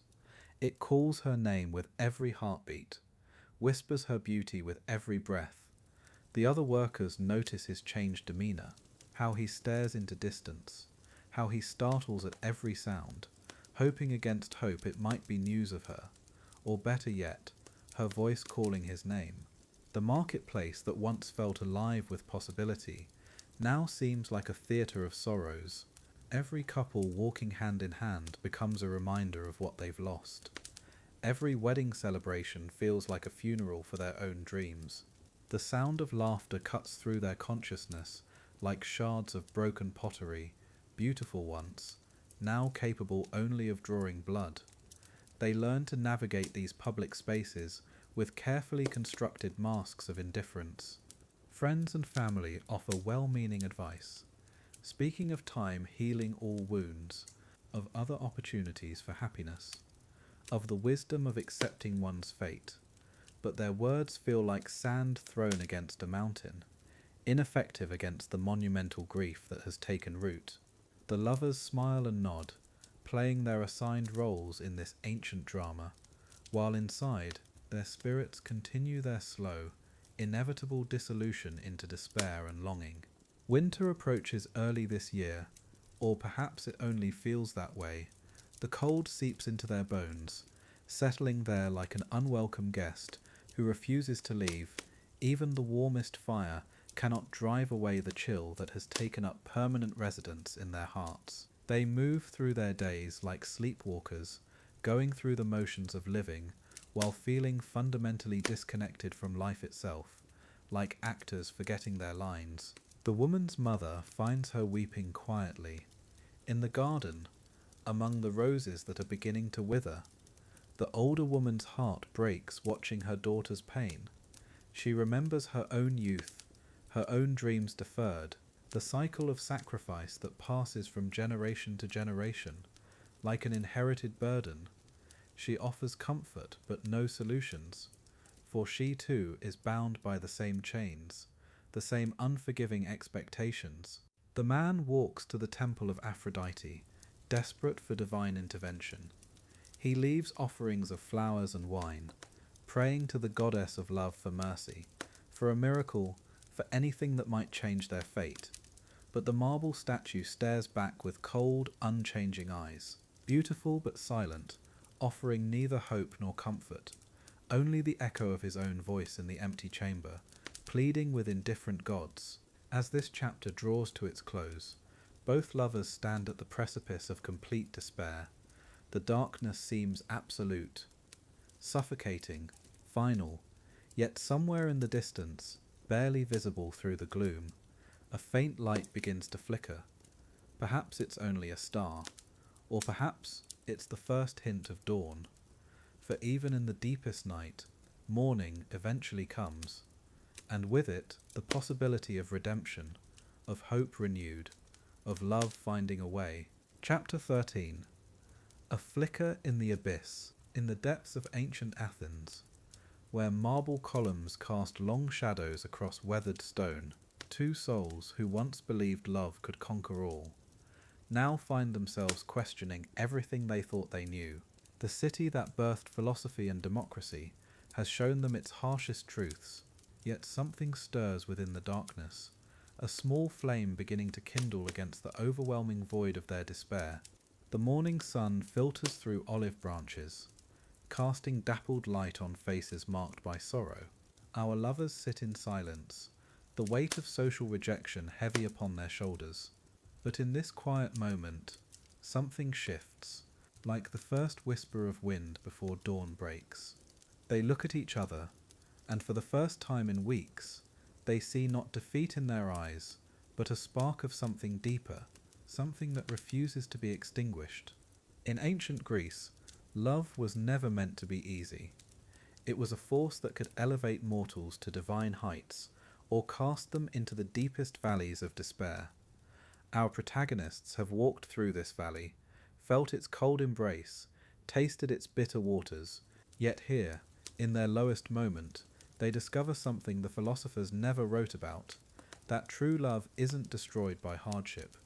It's refined by it, purified like gold in fire. She speaks first, her voice barely above a whisper. Perhaps we've been seeking approval from those who never understood what moves between us.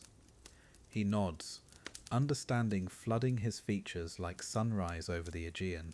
They realize their pain hasn't come from loving wrongly, but from trying to fit their unique bond into society's narrow definitions.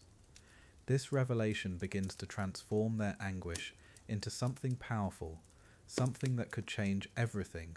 The Greek concept of anagnorisis, that moment of recognition when truth becomes clear, washes over them like warm Mediterranean waters. They see now that their love was never meant to conform to the rigid structures around them. Instead, it was meant to transcend them. Their emotional distress begins to crystallize into a new kind of strength, one that doesn't seek validation from others, but draws its power from the authentic connection they share. As they walk through the agora, the same marketplace where they once felt shame, something has changed. The disapproving glances of merchants and citizens no longer pierce their hearts like arrows. Instead, they move with a quiet dignity, understanding that their worth isn't determined by public opinion. Their love has become a sanctuary, a sacred space that exists beyond the reach of those who cannot comprehend its depth and beauty. The ancient Greeks believed that suffering could lead to wisdom, and wisdom to transformation. Our lovers embody this truth as they emerge from their emotional abyss. Their pain hasn't disappeared, but it has alchemized into something precious. A deep understanding that love's true test isn't whether it's accepted by others, but whether it remains true to itself. This knowledge becomes their armor against the world's harsh judgments. In the temple of Aphrodite, they light a small flame, not asking for the goddess to change their circumstances, but thanking her for the love that has survived every trial. The flickering light reflects in their eyes, and in that moment, they understand they carry this sacred fire within themselves. No external force can extinguish what burns with such pure intention. Their love has become its own form of worship. The whispers that once tormented them now seem like distant echoes. They've learned to hear a different voice, the quiet certainty that speaks from their joined hearts. This inner voice tells them they belong to something larger than social conventions, something that connects them to the eternal dance of love itself. Their relationship becomes a bridge between the mortal world and something timeless, something that transcends human limitations. As evening approaches, they find themselves changed, not broken by their trials, but refined. Their love has developed new qualities, patience, resilience, a deeper appreciation for what they've found together. The abyss that once threatened to consume them has instead become the fertile ground from which their renewed hope springs. They understand now that darkness often precedes the most beautiful dawn, and their dawn is just beginning to break. Other couples in the city begin to notice this transformation. There's something different about how they move through the world, a quiet confidence that speaks louder than words. Some who once whispered cruel gossip now find themselves curious about this mysterious strength.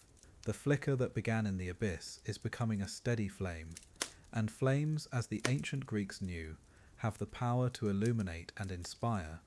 They realized their journey through darkness wasn't punishment, it was preparation. The gods perhaps needed them to understand love, not just as joy and passion, but as endurance and faith. Their story is becoming something larger than their personal experience. It's becoming a testament to love's ability to survive, adapt, and ultimately triumph over any obstacle. They're no longer victims of circumstance, but authors of their own narrative. The moon rises over Athens, casting silver light on marble and stone. Our lovers stand together, no longer hiding in shadows, but claiming their place under the stars. Their love has become something unshakable, not because it's easy, but because it's been tested and proven true. The abyss that once yawned beneath their feet now seems like a distant memory, replaced by solid ground built from mutual understanding and unwavering commitment. In their darkest hour, they discovered light wasn't something that came from outside, it was something they carried within themselves. This realization transforms not just their relationship, but their entire understanding of what it means to love and be loved. They've learned that true connection doesn't require the world's approval. It only requires two hearts willing to choose each other, again and again, through every season of joy and sorrow. The ancient Greek word phoenix speaks of rising from ashes, renewed, reborn, more beautiful than before. This is what has happened to their love. It died to its old form, the desperate, approval-seeking version of itself, and has been reborn as something pure and self-sustaining. They are no longer the same people who first fell in love. They are the people that love has made them stronger, wiser, more complete. As chapter 13 draws to a close, we see them walking hand in hand toward an uncertain but hopeful future. The flicker in the abyss has become a beacon, guiding not just their path, but potentially lighting the way for others who struggle with love in an unforgiving world. Their story is far from over, but they now know that whatever comes next, they'll face it together, transformed by darkness into something luminous and unbreakable. Chapter 14. Bittersweet Farewells. The golden hour settles over Athens as our lovers meet beneath the towering Acropolis. Marble columns stretch toward the heavens like ancient prayers, their shadows growing longer with each passing moment. Here, where philosophers once debated the nature of love itself, two hearts prepare for what they both know must come. The air carries the scent of olive blossoms and distant sea salt, wrapping them in nature's tender embrace. The Parthenon stands as their silent witness, its weathered stones having observed countless farewells across the centuries. She traces patterns in the dust with her sandaled foot, while he gazes toward the harbour, where ships wait to carry souls to distant shores. Neither speaks at first. The weight of unspoken words hangs between them like morning mist, delicate and fleeting. Yet in this silence, they find a strange comfort, a shared understanding that transcends language itself. When words finally come, they flow like honey from ancient amphoras. Slow, golden, precious. Our time here has changed us both, she whispers, her voice barely audible above the evening breeze. He nods, understanding the depth beneath her simple words. In ancient Greece, love was never just between two people. It belonged to the gods, to fate, to the very fabric of destiny itself. They have learnt this lesson well. The transformation within them is unmistakable. Where once stood uncertain hearts, now rest souls touched by wisdom. Love in ancient Greece demanded sacrifice, not just of comfort or convenience, but of the very self they once knew. Through their time together, they have discovered that true love sometimes means letting go, that the greatest gift one can offer another is freedom, even when it breaks your heart to give it. He speaks of acceptance with the measured cadence of a philosopher. The gods have taught us through joy and sorrow alike, he says, gesturing toward the temple above. Perhaps this was always meant to be our path, to love deeply, completely, then release that love like incense rising to the heavens. His words carry the weight of hard-won understanding, acceptance born not from resignation, but from genuine wisdom about love's truest nature. She responds with equal grace, her transformation evident in every gesture, every carefully chosen word.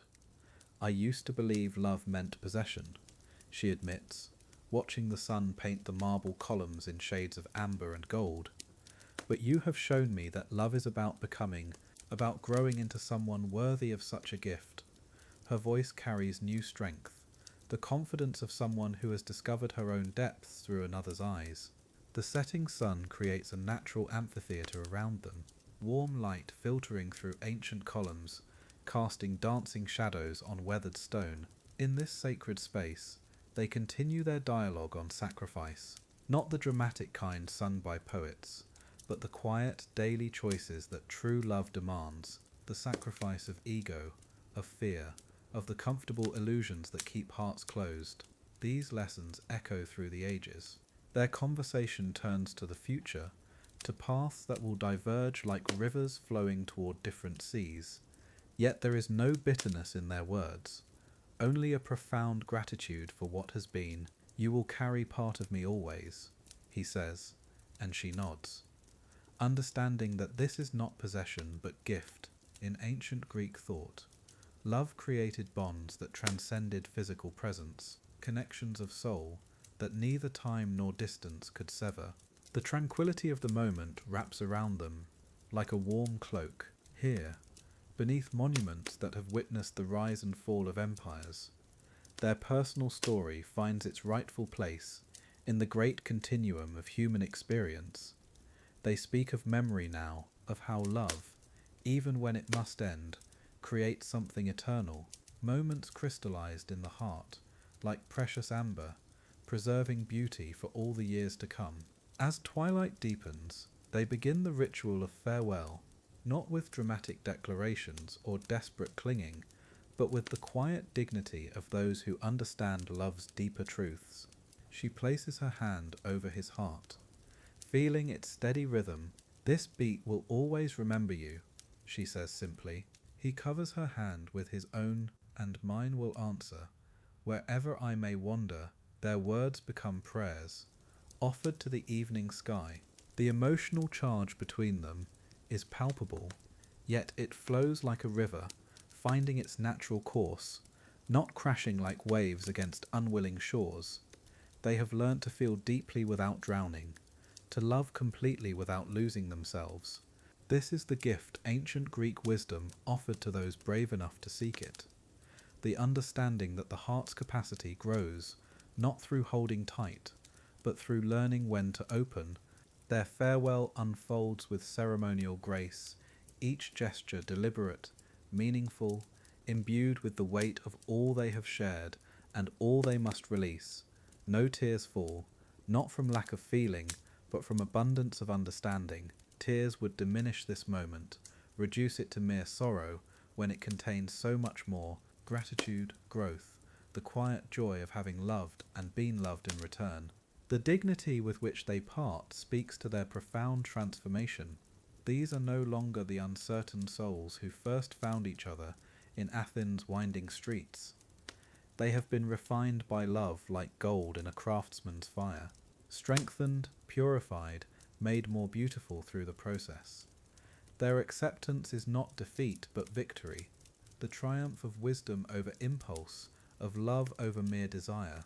As they prepare to walk their separate paths, the resolute acceptance in their eyes mirrors the eternal serenity of the marble gods watching over them. There is no wavering now, no last-minute pleas or promises, only the quiet certainty of those who have found their truth and chosen to honour it.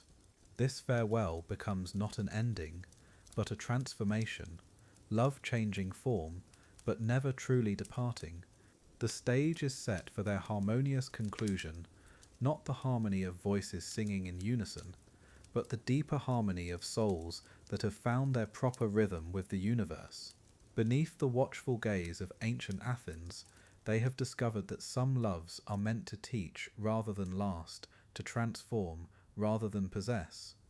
Their story becomes part of the eternal conversation about love's true nature. This chapter stands testament to their maturity, to the indelible mark their affair has left, not as scar, but as sacred text written on the heart. As the first stars appear above the Acropolis, they take their final steps apart. each carrying the gift of the other's love, not as burden or loss, but as light to guide them forward. Their farewell echoes through the ages, joining the eternal chorus of love's most profound lessons. Chapter 15. Whispers in the Wind. The olive groves stand silent now, their branches swaying gently in the Mediterranean breeze. Where once two hearts found each other, beneath these ancient trees, only memories linger. The air carries something different today, not the weight of sorrow, but the soft echo of transformation. Love has left its mark on this sacred ground, and though the lovers have parted ways, their story continues to unfold in ways they could never have imagined. In the months that followed their farewell, each carried forward something precious, not bitterness or regret, but a deeper understanding of what it means to truly connect with another soul. The woman returned to her family's pottery workshop, her hands now creating vessels with curves that seemed to hold the memory of tender embraces. Her clay work took on new life, each piece infused with the wisdom of love, both found and released. The man walked the coastal paths he once shared with her, but no longer in search of what was lost.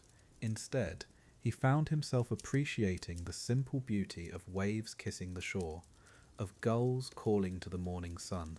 His poetry evolved from desperate longing to quiet celebration of life's fleeting moments. Love had taught him that some gifts are meant to be treasured, not possessed, and in this lesson he found a different kind of peace. She would wake each dawn with gratitude rather than grief. Understanding now that their love had been a teacher, it showed her that she was capable of depths she'd never known existed within herself. Her laughter returned, but richer now, seasoned with the salt of experience. When friends spoke of marriage arrangements, she listened with kindness but felt no urgency. Love had redefined her relationship with her own heart, and she was no longer afraid of solitude. He learned to find beauty in unexpected places, the way morning light fell across his writing table, the sound of children playing in the agora, the taste of fresh bread shared with neighbours. Love had opened his senses to the world, in ways that lasted long after the beloved had gone. His family noticed the change. Where once he seemed restless and searching, now he moved through life with a quiet contentment that drew people toward him. Their story began to take on a life of its own in the village, not as gossip or scandal, but as something more precious. Older women would share it with their daughters as they worked the looms, speaking in hushed tones of a love so pure it transformed both giver and receiver. The tale grew in beauty with each telling, becoming a symbol of how love can bless us even when it cannot stay, especially when it cannot stay.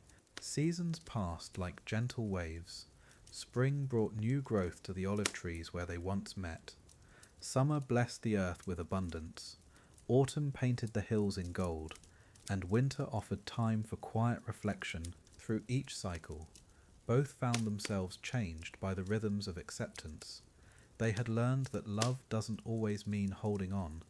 Sometimes it means releasing with grace, allowing both hearts to flourish in their own time and space. The woman's pottery became sought after throughout the region, not for its technical perfection, but for the soul that seemed to inhabit each piece. Customers would hold her vessels and feel something indefinable, a warmth, a completeness, as if the clay itself had been blessed by deep understanding. She never spoke of the source of this transformation, but her work whispered the story of love's teaching power to all who would listen. His words found their way beyond the village boundaries. Travelling merchants would carry his poems to distant cities, where they were shared in symposiums and gatherings. People began to speak of the young poet who wrote about love with such wisdom, such gentle acceptance of its mysteries. His verses offered comfort to other hearts, navigating the complex waters of affection, showing them that love's purpose isn't always union. Sometimes it's simply awakening. Years flowed by like honey, both found companionship with others. But these new relationships were different, deeper, more patient, built on the foundation of self-knowledge. Their first love had provided. They approached partnership now with open hands, rather than grasping fingers. Understanding that true intimacy requires two complete souls, choosing to share their wholeness, love had taught them that the greatest gift we can offer another is our authentic, unafraid self. The story of their love became woven into the fabric of local folklore. Children would hear it as a bedtime tale. Young lovers would reference it when seeking guidance, and elders would nod knowingly when it was mentioned. It represented something eternal. The idea that love's highest purpose isn't always possession or permanence, but transformation, that some connections are meant to teach us who we're capable of becoming, then release us to live that truth. On quiet evenings, when the wind moved through the olive branches just so, villagers claimed they could still hear echoes of their conversations. Not sad whispers, but joyful memories carried on the breeze. The trees themselves seemed to hold their story, sharing it with anyone willing to sit quietly and listen. Love had sanctified this place, making it a shrine not to loss, but to the beautiful courage of loving fully and letting go gracefully. Their individual lives bloomed in ways that honoured their shared past, while embracing their separate futures. She became a teacher to young women, showing them pottery techniques, while quietly modelling what it meant to be complete unto oneself. He mentored aspiring poets, sharing not just the craft of words, but the wisdom of emotional honesty. Both carried forward the gifts their love had given them, multiplying its beauty through generous service to others. As twilight settles over the ancient landscape, we find ourselves drawn upward, away from the earthbound concerns of mortal hearts, and towards something vast and eternal. The Mediterranean sky deepens into indigo, stars beginning their nightly dance across the heavens. Each point of light represents a story, a connection, a moment when two souls touched and were forever changed. Our lover's tale joins this cosmic constellation, becoming part of something infinitely larger than itself. The camera pulls back slowly, revealing first the village where their story unfolded, then the coastline where they walked together, then the entire island floating like a jewel in the dark sea. Perspective shifts everything. What seemed so important, so life-defining from within their experience, now appears as one beautiful note in an endless symphony of human connection. Their love story dissolves into the greater story of all love, eternal, essential, and somehow comfortingly small. And so we leave them, not with sadness, but with gratitude for having witnessed something sacred. Their story whispers to us across the centuries, carried on Mediterranean winds and starlight, reminding us that love's greatest gift isn't always permanence, but presence, not always possession, but transformation. As you drift towards sleep tonight, let their gentle wisdom accompany you, that every love, no matter how brief, leaves us more capable of loving and more worthy of being loved.